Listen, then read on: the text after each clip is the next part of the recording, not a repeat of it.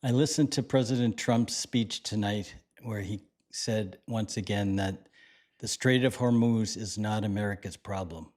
The United States has its own oil, he says. Let the countries that use the strait go in and get the oil themselves.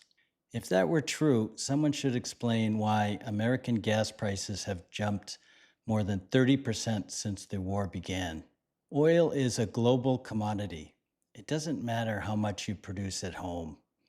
When 20% of the world's supply is taken off the market, the prices go up everywhere.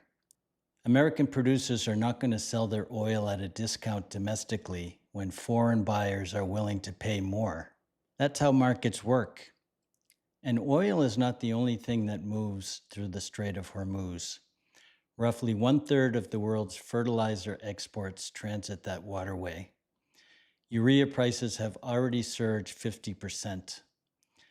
That hits American farmers right in the middle of spring planting season for corn and soybeans.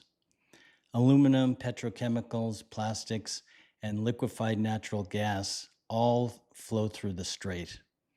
The Dallas Federal Reserve estimates this disruption could cut global GDP growth by nearly 3 percentage points this quarter. Goldman Sachs has raised its U.S. recession odds. The IEA has called it the largest supply disruption in the history of the global oil market. The United States and Israel launched this war without consulting with NATO allies. The strait is closed as a direct consequence of that decision. And now the president is telling the allies, who had nothing to do with starting the war, to go in and clean up the mess. And if reopening the strait is so simple, why hasn't the most powerful military in the world not done it? Iran's navy has been destroyed, according to the president.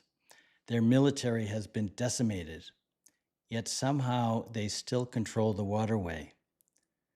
A country the president describes as nearly defeated is holding the global economy hostage, and the United States doesn't seem to have an answer for it. The contradiction is hard to ignore. You cannot simultaneously claim total military dominance and also say the strait is someone else's problem to fix. If Iran is as broken as the president says, then reopen the strait.